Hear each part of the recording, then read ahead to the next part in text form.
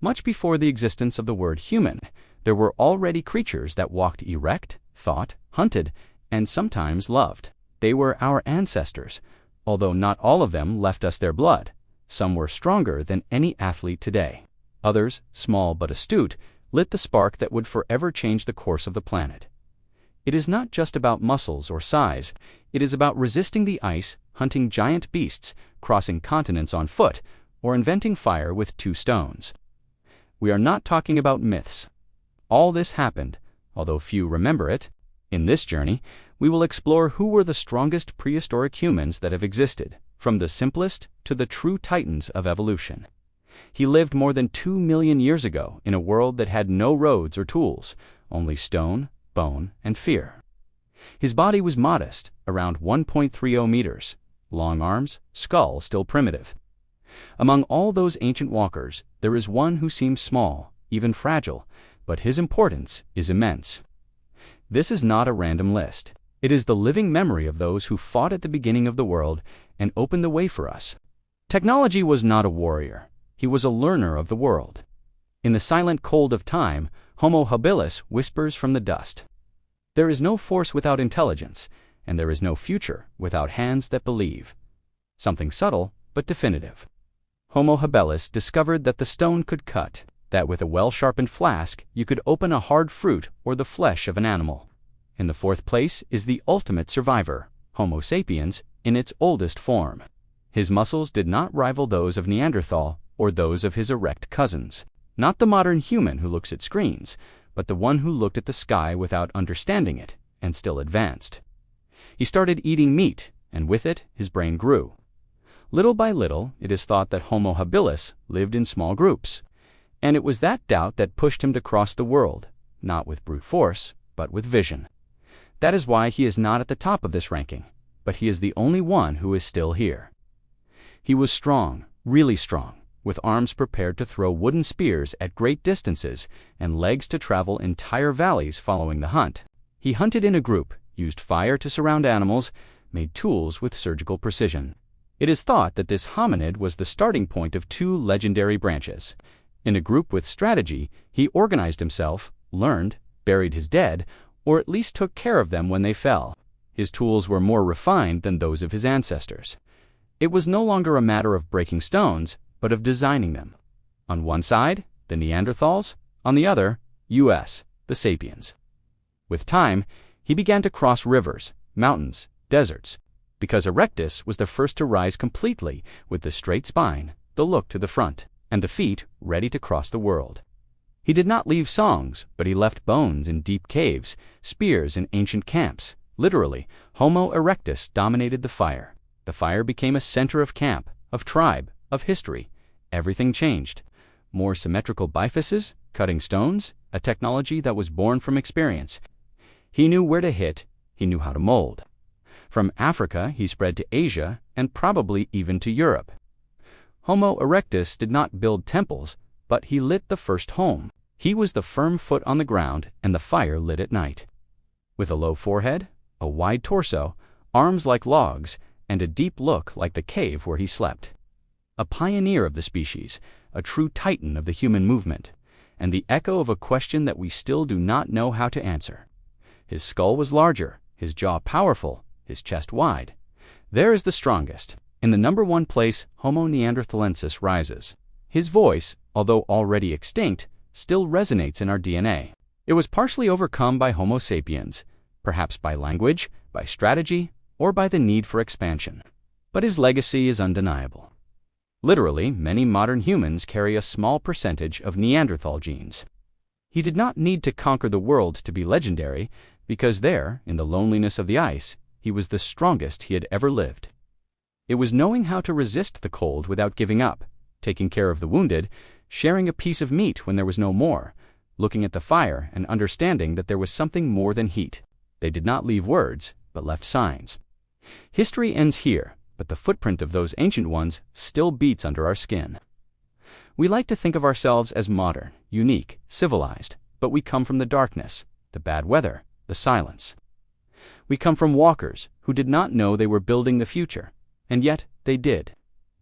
When the soul began, Homo heidelbergensis was the original warrior, the architect of two human futures. His language was more than grunt. In position number 5, Homo habilis, the first to start thinking with his hands. And memory, one can still feel their presence, because prehistory is not as far behind as we think. It is here in every human gesture, in every act of survival, in every attempt to understand the world without having all the answers. In the end, the true force was never to dominate, but simply to follow.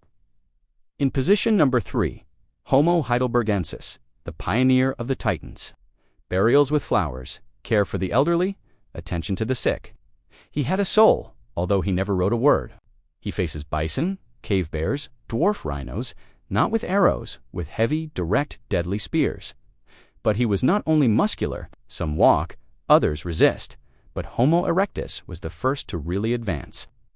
In position number 2, we present the great traveler of prehistory, the one who lit the fire and never stopped moving.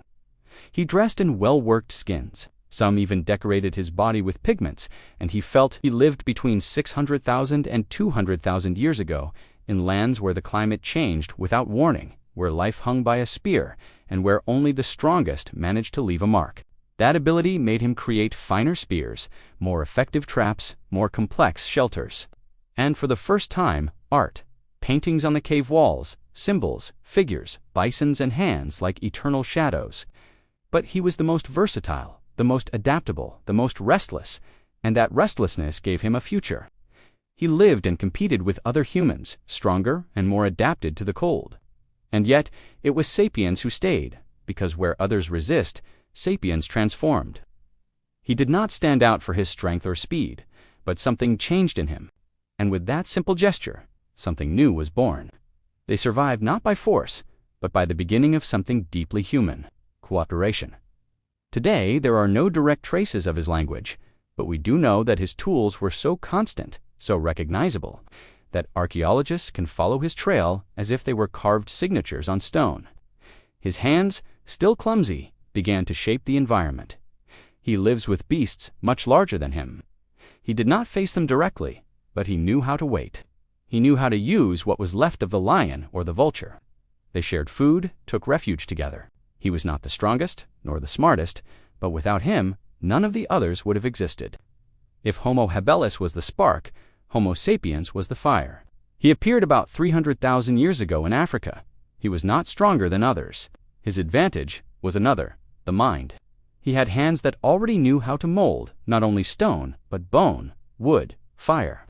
He was able to contract to avatar, to imagine. Homo sapiens not only survived, he remembered. He was not a physical warrior, but he had strategy. He stepped on Eurasia, Oceania, and much later, America. Where there was fear, he imagined paths. He was not the oldest, nor the most robust. In his eyes there was fire, but also doubt, before the fire became customary, and before art reached the walls. There was an imposing figure that rose in the middle of the forest and the fog. Why Heidelbergensis nucellus survived: Domini, about 1.8 meters tall, and had a robust body with wide limbs and dense bones. But what placed him here was not only his physical strength, it was his role in human history. It was like a crossroads in evolution. Heidelbergensis hunted elephants, rhinos, even hippos. Something was growing inside him, the germ of symbolic thought. They created wooden spears hardened to fire, sharp stone blades with patience. He was not the smartest nor the fastest, but he was the first to raise his eyes and look beyond fear. He appeared almost 2 million years ago. His name means arisen man, and it is not a minor detail. It measured about 1.6 or 1.7 meters. His body was strong, adapted to run long distances, to hunt without rest. It was not just muscle, it was pure resistance. He hunted, yes, but he also traveled. Where before the hominids were limited to surviving in a region, Erectus explored. But his greatest legacy was not the movement, it was the spark. Not only did he find it, he kept it. He cooked for the first time, he warmed up at night, he drove away the predators. Erectus' tools also showed evolution. He was not as symbolic as sapiens, nor as imposing as Neanderthal. But his strength was integral, physical, technical, and migratory. He did not leave murals, but he opened roads. And at the top of this ancient chain, there is not the wisest, nor the most traveler, the silent warrior of ice. He lived between 400,000 and 40,000 years ago. His world was cold, brutal, unstable. Europe and Asia were freezing, and winters lasted years. But there he was, compact, robust, imposing. Neanderthal did not run long distances. He did not need it. It was a machine of brute power. He hunted body to body. He knew how to carve complex tools, build shelters with mammoth bones, light fire, heal wounds. Neanderthals are attributed the first traces of spirituality. His hands left primitive art in deep caves. It was not eternal. Homo neanderthalensis was the balance between the beast and the man. The one who faced death head-on, and yet he knew how to bury his dead carefully. In a world where only the strong survived, being strong was not just having muscle or throwing a spear further. In the carved stones, in the painted caves, in the DNA that we still carry inside, there is nothing left of them but bones, ashes, rusty tools. But if one listens carefully, between the wind and to follow, with humanity, is still the greatest power we have.